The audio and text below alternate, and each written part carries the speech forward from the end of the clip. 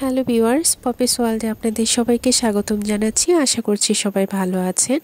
আজকে আমরা তৈরি করব সকালবেলার একটি জলখাবার। সকালের শুরুটা যদি এমন মজাদার একটি ডিম পরোটা দিয়ে শুরু হয় তাহলে মন্দ হয় না। তো আজকে আমরা কিভাবে এই ডিম পরোটাটা তৈরি করছি তাই এই ভিডিওতে দেখাবো। ছাদ বাগানের কাঁচা কাঁচা টমেটোগুলো গাছে কি সুন্দর চলে আছে। তো আজকে আমরা ডিম পরোটা তৈরি করার জন্য একটা বাটিতে ময়দা নিয়ে নিচ্ছি। খুবই অল্প পরিমাণ নিয়েছি, এখানে 2 চামচের মতো। ডাবু আটা দিয়ে 2 চামচ ময়দা নিয়ে নিলাম। একটু স্বাদ মতো লবণ দিয়ে দিলাম আর দিয়ে দিচ্ছি তেলটা দিয়ে তারপর লবণ, ময়দা, তেল একসাথে খুব ভালো করে মিশিয়ে নিচ্ছি। মিশিয়ে নিয়ে তারপর এটাতে জল দিয়ে একটা রুটির খামির তৈরি করে নেব।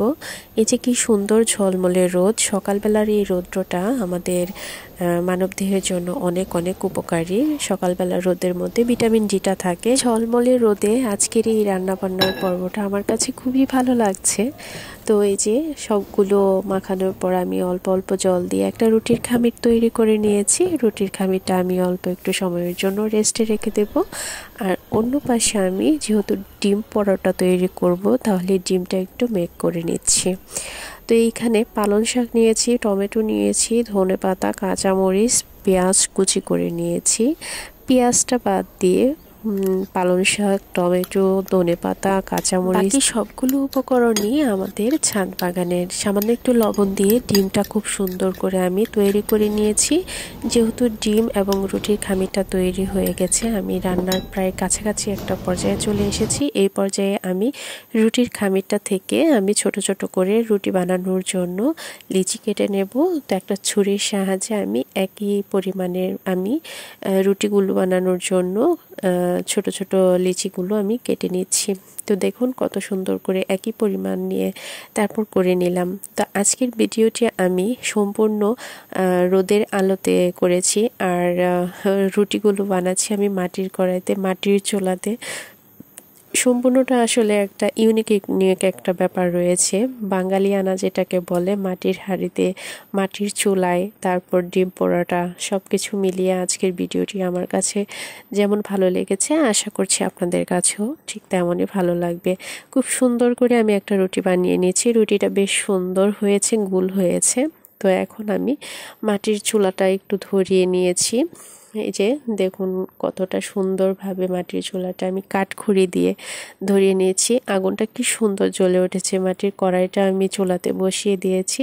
মাটির চুলাতে এবং কড়াইতে মাটির হাঁড়ি পাতিলে রান্না করলে একটা খুব সুন্দর একটা ব্যাপার থাকে। এটা মোটামুটি একটু তাপটা একটু অনেকক্ষণ সময় থাকে। মাটির কড়াইটা একটু গরম হওয়ার পর আমি তেল দিয়ে দিয়েছিলাম। তেল দেওয়ার পর আমি বানানো রুটিটা দিয়ে দিয়েছি। তো বানানো রুটিটা দেওয়ার পর এই যে দেখুন একটা পাশ উল্টে দিয়েছি, একটা পাশ আমার খুব সুন্দরভাবে তৈরি হয়ে গেছে রুটিটা। এই পর্যায়ে আমি ডিমটা একটু দিয়ে দিচ্ছি। সবজি দিয়ে যে ডিমটা আমি তৈরি করেছিলাম সেই ডিমটা দিয়ে দিলাম এবং এটা একটু মাঝখান দিয়ে এই যে একটা পার্ট আরেকটা পার্টের সাথে মিশিয়ে দিচ্ছি। ঠিক একইভাবে আমি বাকি সবগুলো রুটি এমনভাবে তৈরি করে নেব। তো তৈরি হয়ে গেল আমার সকালবেলার একটি খুবই ঝটপট জলখাবার, ডিম পরোটা। তো এই যে লোভনীয় এই ডিম পরোটার রেসিপিটা আপনাদের কেমন লেগেছে সেটা কিন্তু কমেন্ট করে অবশ্যই জানাবেন। আর একটা রুটি আমি দিয়ে দিয়েছি, ঠিক সেম একইভাবে ওই রুটিটাও আমি একটু ভেজে নেব। ভেজে নেওয়ার পর এক পাশ ভেজে নেওয়ার পর আমি এই পাশটাতে ডিম এবং সবজি দিয়ে যে একটা বেটার তৈরি করেছিলাম সেটা দিয়ে উল্টে পাল্টে সবগুলো ডিম পরোটা আমি ভেজে নিয়েছি। এই যে দেখুন কতটা সুন্দর হয়েছে, কতটা লোভনীয় দেখাচ্ছে। আজকের এই জলখাবারের রেসিপিটি কেমন লেগেছে সেটা কিন্তু কমেন্ট করে জানাতে ভুলবেন না। সবাইকে অসংখ্য ধন্যবাদ জানাচ্ছি পপিস ওয়ার্ল্ডের সাথে থাকার জন্য, সেই সাথে আরও ধন্যবাদ জানাচ্ছি আজকের রেসিপির ভিডিওটির সাথে থাকার জন্য। ঝটপট এই জলখাবারটি তৈরি করে পরিবারের সবাইকে যদি আপনি খাওয়াতে পারেন তাহলে সবাই অনেক পছন্দ করবে। তো আমি একটা রুটি আমি দেখিয়ে দিচ্ছি আসলে ভিতরের ডিমটা কেমন হয়েছে এবং সবজিটা কেমন হয়েছে। যেহেতু মাটির কড়াই, তাহলে এটার তাপে তাপে খুব সুন্দরভাবে ভিতরের যে অংশটা রয়েছে, ডিমের অংশটা, সেটাও খুব সুন্দরভাবে কুক হয়েছে। খুবই ঝটপট আইটেম। সকালবেলার এই জলখাবারটি সত্যি অনেক অনেক টেস্ট লাগছে আমার কাছে। এই যে দেখুন কতটা সুন্দর দেখাচ্ছে ভিতরে ডিমটা এবং টমেটো, তারপর পালং শাক সব খুব সুন্দরভাবে মিশে গেছে।